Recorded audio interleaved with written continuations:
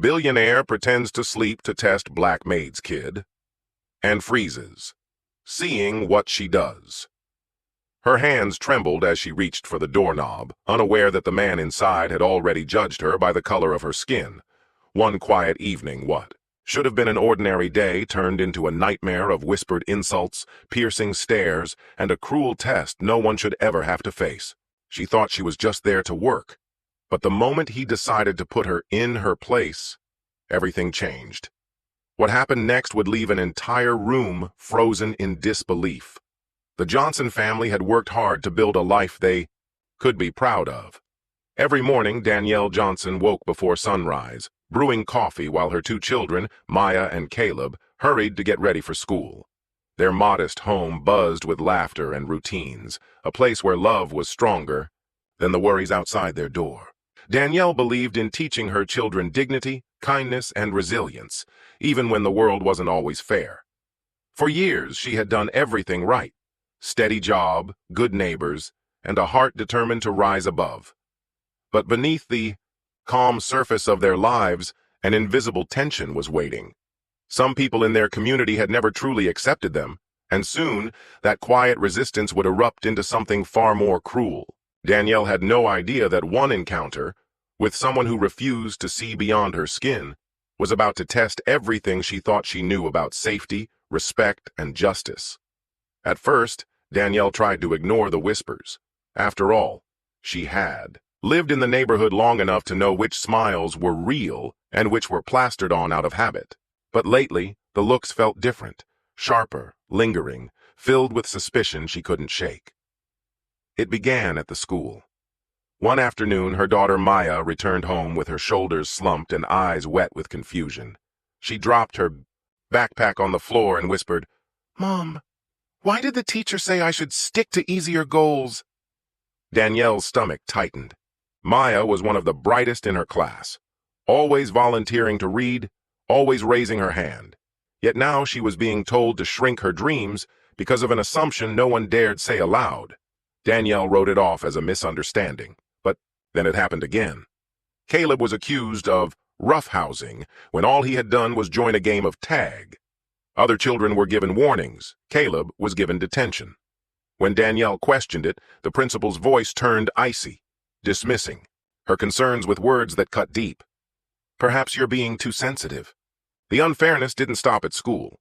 At her job, Danielle worked tirelessly at a corporate office where she was often the first to arrive and the last to leave. She trained new hires, fixed mistakes left by others, and carried the weight of projects without complaint. But when it came time for promotions, her name was never on the list. Instead, those she had mentored, those with less experience and fewer results, were rewarded. Each time, the excuses sounded the same. Not the right fit. Maybe next year? Still, Danielle pressed forward, reminding herself that hard work and patience would one day be recognized. But prejudice doesn't always wear the mask of professionalism. Sometimes it is raw, public, and humiliating. One Saturday afternoon, Danielle took her children grocery shopping. The store was busy, aisles filled with chatter and the hum of carts rolling over tiles. She loaded her basket with fresh fruit and bread, the children laughing beside her. But when she approached the checkout counter, the cashier froze. She glanced at Danielle's card, then at Danielle herself, before calling out for a manager. The line behind them grew restless. Whispers spread. The manager arrived, scrutinizing the card, asking Danielle to provide extra identification, as though she were a criminal trying to sneak through with stolen goods. Heat flushed Danielle's face as she fumbled for her ID. Her children stared, wide-eyed, too young to understand why their mother was being treated differently, but old enough to feel the sting of humiliation. Finally, after long minutes of unnecessary questioning, the purchase was approved. Danielle carried her bags out with her head held high, but her heart heavy. She told herself it was an isolated incident. She told herself to keep moving. But the pattern was undeniable. The breaking point came weeks later. Danielle and her children were walking home from the park, the evening sky painted with soft streaks of gold. The kids raced ahead, their laughter echoing down the quiet street. Danielle followed closely, her heart lightened by their joy. Then, out of nowhere, a figure stepped onto the sidewalk, blocking their path. It was a man she'd seen before, an older neighbor who rarely spoke but always watched with narrowed eyes. His voice sliced through the air. "Where do you think you're going?" Danielle stopped in her tracks. Her children froze beside her.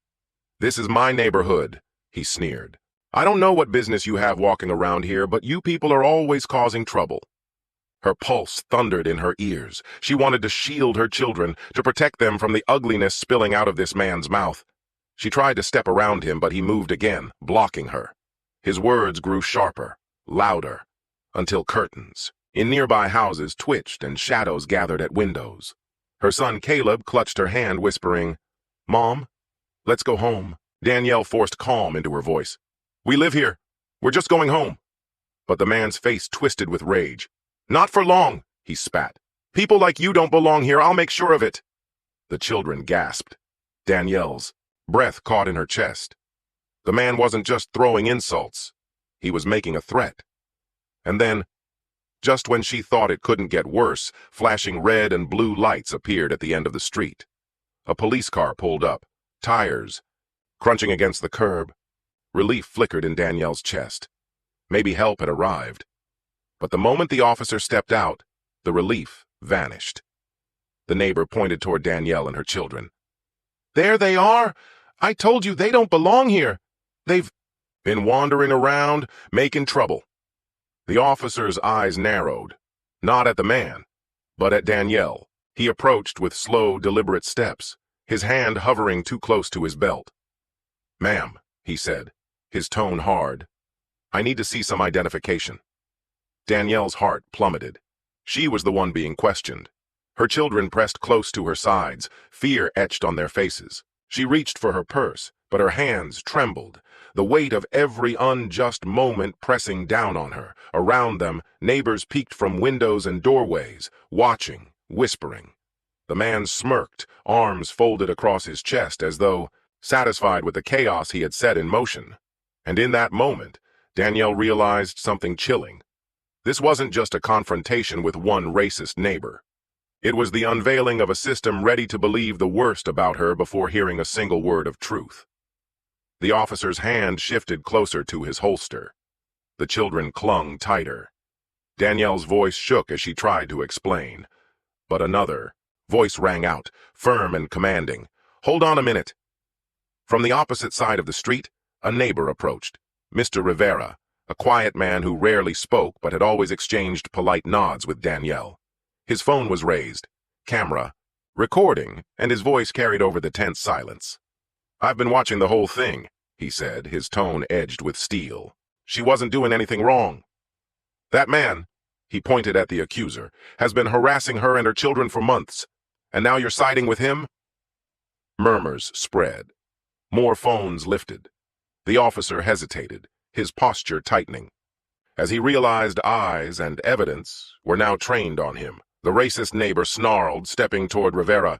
"Mind your business, this isn't your fight." But Rivera didn't flinch. It's everyone's fight when children are being terrorized. The moment cracked open. From the shadows, others began to emerge.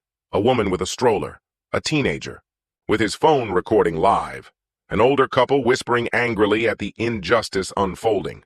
What had started as silent spectators now turned into witnesses willing to speak. "Officer, you can't take her in for walking her kids home. This is harassment. She lives here, we've seen her for years." Each voice layered onto the last, rising in strength. Danielle felt tears sting her eyes, not from fear this time, but from the swell of something different. Solidarity. For once, she wasn't alone in the storm. The neighbor, red with rage, shouted over the voices, "They don't belong here, I'll prove it!" He lunged forward, trying to snatch Danielle's purse from her hands. The sudden movement sent Maya screaming and Caleb stumbling backward. Time seemed to slow. Danielle clutched her children close, bracing for the worst. But before the man could reach her, Rivera and another neighbor stepped in, blocking his path. Phones zoomed in. The crowd shouted. And then, it happened. The racist man, realizing he was cornered, turned his fury on the officer. Are you going to let this stand? You're supposed to protect us from them. Do your job." The words hung heavy in the night, exposing everything: the raw hatred, the entitlement, the expectation of blind protection. The officer froze. His face paled as he realized dozens of cameras had captured the statement. No excuse, no spin, no justification could erase what had just been said. The crowd erupted. Shouts of "Shame!" and "We heard you!" filled the air. Some called out the officer too, demanding he make the right choice. The tension snapped, no longer contained by silence. Danielle, clutching her children, stood trembling at the center of it all. She didn't feel victorious yet. She didn't feel safe yet. But for the first time, she felt seen. The officer swallowed hard, his posture stiff, his eyes darting between the crowd, the recording phones, and the unmasked bigotry standing before him. His authority teetered on the edge. And then, slowly, he lowered his hand from his holster. "Sir," he said, voice strained, "I think you've said enough." The neighbor's face twisted, confusion flashing into fury. "What? You're going to take their side after everything I told you?" But the officer didn't respond. Not yet. The silence stretched, the crowd waiting, Danielle holding her breath. The moment felt like the edge of a cliff, the truth finally standing exposed, justice teetering within reach, but not yet delivered.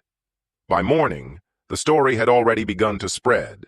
The videos captured on phones circulated through social media, viewed thousands of times. Friends and strangers alike shared the clips, condemning the neighbor's behavior and praising Danielle's courage. News outlets picked it up, highlighting the incident as yet another example of the systemic prejudice Black families endure daily.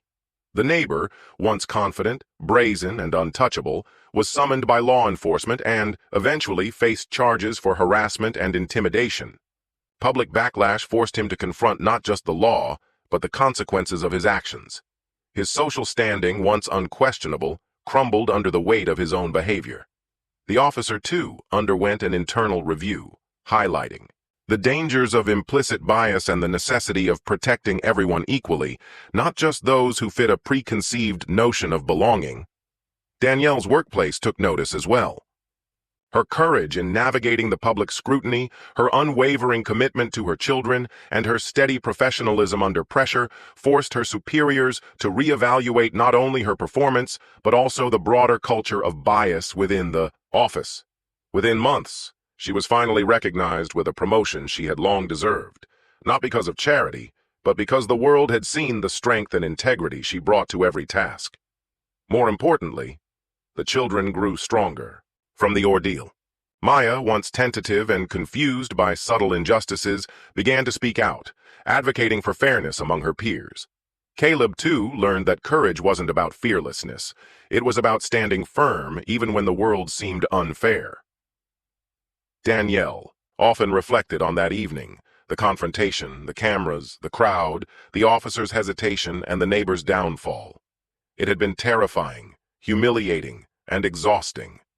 Yet it had also revealed a truth she had always known deep down. Standing up for what is right, even when fear is overwhelming, can change the course of events, not just for oneself, but for an entire community. One evening, as the children prepared for bed, Danielle tucked them in and whispered the same words she had repeated countless times in the weeks prior.